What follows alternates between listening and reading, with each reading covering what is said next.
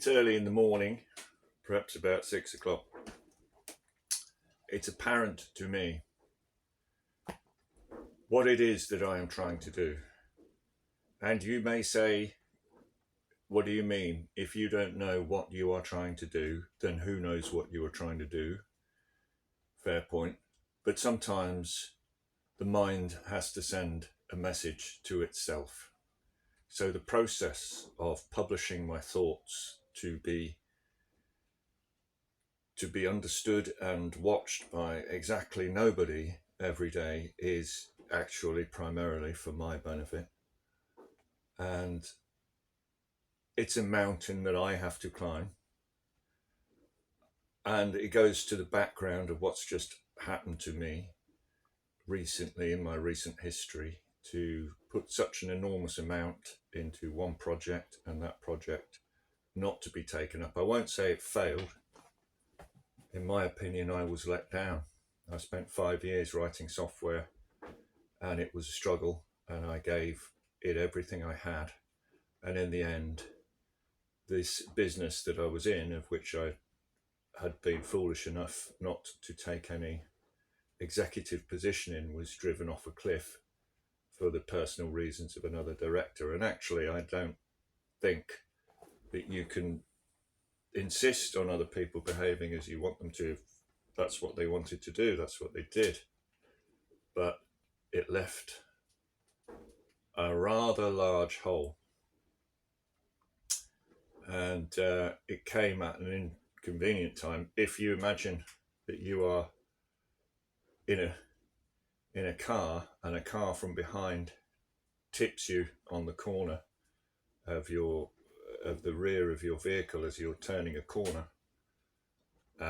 then that your car is going to spin out of control. Sometimes the timing of events is what causes us a problem, particularly when we have a lot of forward momentum and we've put a lot of trust in other people. That's what happened to me.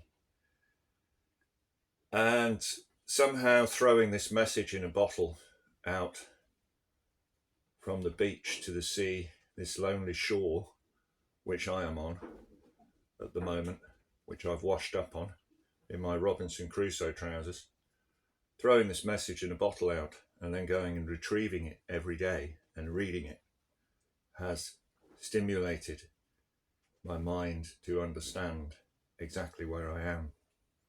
And now I need to make a plan. And the odds, well, are they stacked against me? In some ways they are, because I've got to repair myself. I've got to get my systems up and running again. And that's what the whole Trello board, focus, task orientation, time management thing is. It's been baffling to see how much time has slipped past in the last 2 years since my business unraveled, where I don't seem to have made much progress. I think that's illusory to some degree. I think instinctually I bought this boat which has preserved the last of my wealth. I sit on this boat today. I've got no money, literally zero. I've got 2 days food, a bit less than I thought, because I've been a bit hungrier than usual over the last 3 days. And that's all I have, but at least it hasn't been frittered away. And at least the isolation, and by isolation I mean you are literally suspended in a different environment, which you have to cross a threshold for. That threshold is the dinghy journey. Has focused my mind to a degree where I can see what it is I need to do. And from being in a position where I wanted to go essentially to a comfortable semi-retirement and enjoy the fruits of my labour of the past 5 years and just toy around with a business which was very familiar to me, I've got to build up from the bottom again. And I've got to do it at a time of global turmoil, which will, if it's like other times of global turmoil, present opportunities as well as challenges, and I need to be effective and I need to be dangerous.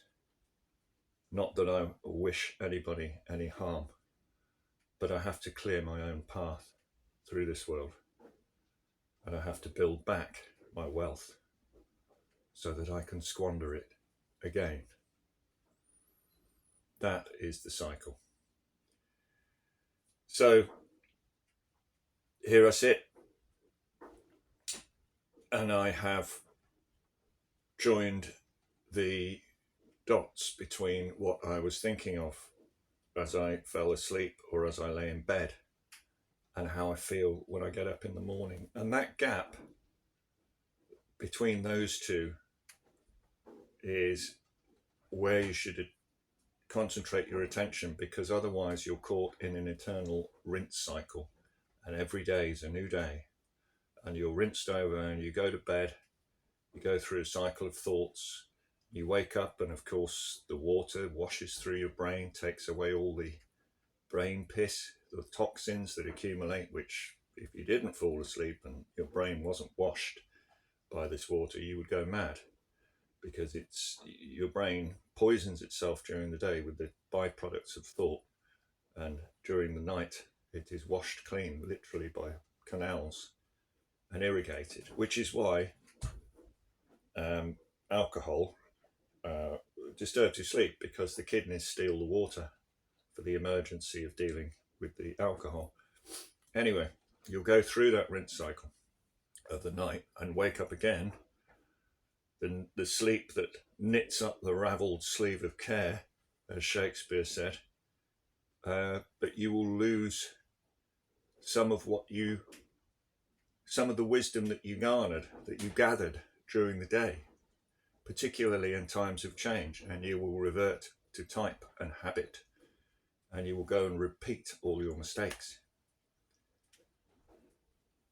Have I learned from my mistakes? Peter Cook was asked. Yes, he said, I have, and I can repeat them exactly. And that's what happens to people. But this morning is a different morning. This morning, I can see the challenges that lie ahead, and I can say to myself, this is what I need to do. I need to build back. I'm not going to say that word. It begins with a B. I'm going to build back my business. I'm going to build back a business. I'm starting from flat. This is rising from the rubble. This is where it begins.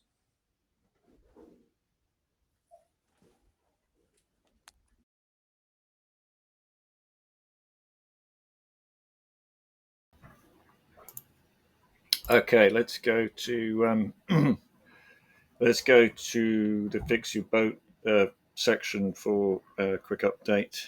Yeah, it's true that I haven't done any work on the seat due to having worked on these YouTube videos, but I do think that I'm getting these down to a formula now, and whereas they have taken up some actual repair time, that can't go on, and after I finish this one, I'm going to mend the seat. And Mike's coming around, Captain Mike the Russian, to do the service, so that's good. So that's all we need to know for the Fix Your Boat section today. Let's go to the Fix Your Life section. Okay, here we are in the Fix Your Life. Bust a guitar string. I'm going to have to really empty the piggy bank to get another E string. Learn more tight. I didn't manage to do that today. I kind of just forgot, really. So I will return to that tomorrow. Mea culpa.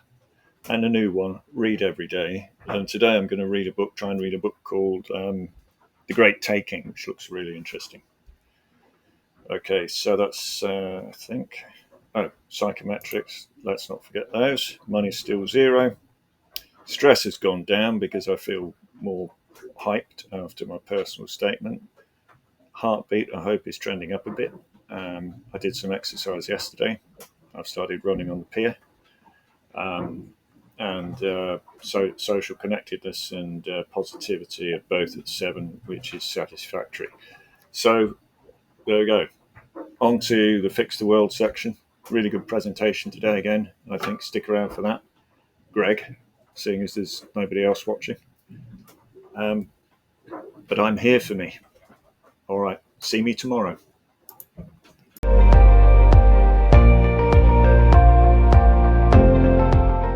Most reconstructions of historic C02 levels are derived from air bubble samples from the Vostok ice core.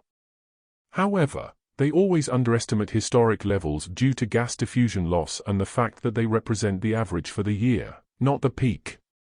Plant stomata size is a more accurate measurement, and in the linked presentation it is shown that these map exactly onto 220 to 230 year warming cycles. This is further proof that C02 follows temperature, and does not lead it. When adjusted for these differences, it is clear that human activity is responsible for no more than 20% of current elevated C02 levels.